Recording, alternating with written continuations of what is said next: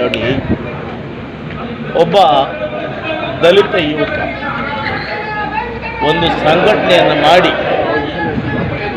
ಆ ಸಂಘಟನೆ ಮುಖಾಂತರ ಒಂದು ಸೊಸೈಟಿಯನ್ನು ಮಾಡಿ, ಬ್ಯಾಂಕನ್ನು ಮಾಡಿ ಬಡವರಿಗೆ, ರೈತರಿಗೆ, ದಲಿತರಿಗೆ ಲೋನ್ ಕೊಡ್ತೀನಿ ಹಣ, ನಾನು ಬ್ಯಾಂಕನ್ನು ಉದ್ಘಾಟನೆ ಮಾಡಬೇಕು ಅಂತ. ಆ ಉದ್ಘಾಟನೆ ಮಾಡೋ ಸಮಾರಂಭದಲ್ಲಿ ನನಗೆ ಯಾರಾಗಿರೋ ನನಗೆ ಗೊತ್ತಿಲ್ಲ. ನಾನು ಒಬ್ಬ ದಲಿತ ಹುಡುಗನಿಗೆ ಬೆಂಬಲ ಕೊಡಬೇಕು, ಅವನು ಒಳ್ಳೆ ಕೆಲಸ ಮಾಡ್ತಾಯಿದ್ದೇನೆ ಅನ್ನೋ ಸಲುವಾಗಿ ಸಮಾರಂಭಕ್ಕೆ ಹೋದೆ. ಅನಿರೀಕ್ಷಿತವಾದ ಸಮಾರಂಭಕ್ಕೆ ಊಡಿ ವಿಜಿತವರು ಕೂಡ ಬಂದಿದ್ದರು. ನನ್ನ ಭಾಷಣ ಮುಗಿದಂಥ ಹುಡುಗಿರು ಮಾತಾಡಿದರು. ಅವರು ನನ್ನ ಭಾಷಣ ಇದಕ್ಕೆ ಸೀಮಿತ ಇತ್ತು ಅಂದರೆ ಆ ಸಂಘಟನೆ ಬಗ್ಗೆ, ಆ ಯುವಕರು ಮಾಡ್ತಾ ಇರ್ತಕ್ಕಂಥ ಕೆಲಸಗಳ ಬಗ್ಗೆ ನನ್ನ ಭಾಷಣ ಸೀಮಿತವಾಗಿತ್ತು. ಊಡಿ ವಿಜಿತವರು ಭಾಷಣ ಮಾಡಬೇಕಾದಾಗ ಅವರು ರಾಜಕೀಯವಾಗಿ ಆ ಸಮಯದಲ್ಲಿ ವೇದಿಕೆಯಿಂದ ಎದ್ದು ಬರಲಿಕ್ಕೆ ಆಗೋದಿಲ್ಲ, ಯಾಕಂದರೆ ಅದು ಅವ್ರ ಸ್ವಾರ್ಥ. ಅದೆಲ್ಲ ಮುಗಿದ ನಂತರ ಊಡಿ ನನ್ನ ಸ್ನೇಹಿತರು, ನನಗೂ ಅವ್ರಿಗೆ 20 ವರ್ಷ ಸ್ನೇಹ ಆಗಿದೆ.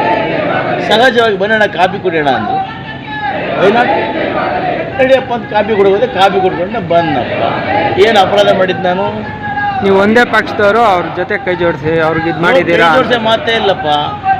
ನೀನು ಬಂದು ನಂಜೇಗೌಡ್ರೆ, ನೀನು ಬಂದು BJP ಅವ್ರ ಮುಖಾಂತರ ನನ್ನ ಕಾನ್ಸ್ಟಿಟ್ಯೂನ್ಸಿಯಲ್ಲಿ ಕಣ ಹಂಚ್ತೀಯಲ್ಲಪ್ಪ, BJP ಮನೆಗೆ ವ್ಯವಹಾರ ಮಾಡಿದಲ್ಲಪ್ಪ, ನನ್ನ ಲೊಕೇಶನ್ ಇದೆಯಪ್ಪ, ಪ್ರೂಫ್ ಇದೆಯಪ್ಪ.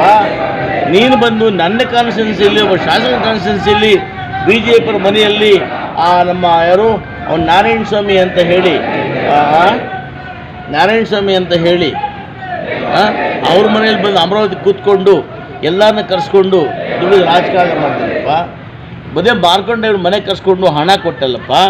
ನಾನು ವಿರುದ್ಧ ಕ್ಯಾಂಡಿಡೇಟ್ ಆಗಿದ್ದಲ್ಲಪ್ಪ. ನಾನೇನು ಕ್ವಶನೇ ಮಾಡಲಿಲ್ಲ ನಿಮ್ಮನ್ನ ದೇವರು. ಇವಾಗ ಕ್ಯಾಂಡಿಡೇಟ್ ಆಗ್ತಾ ಇರಲಿಲ್ಲ ಪಾಪ.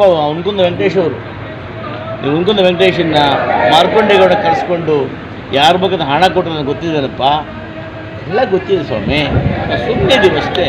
ಆದರೆ ವಿಶ್ವೋಡಿ ಇವತ್ತು ನನಗೆ ಮಂಜುನಾಥ್ ಗೌಡರು ಕೂಡ ನನ್ನೊಟ್ಟಿಗೆ MLA ಆಗಿದ್ದರು. ಅವ್ರಿಗೆ ವಿಶ್ವಾಸ ಇದೆ, ಅವರೊಟ್ಟಿಗೆ ಮಾತಾಡ್ತೇನೆ. ವಿ ಡಿ ವಿಜಯಕುಮಾರಲ್ಲಿ ಅವರ ವ್ಯಾಪಾರ ಮಾಡಿದ್ದೇನೆ, ಅವರೊಟ್ಟಿಗೆ ಮಾತಾಡ್ತೇನೆ.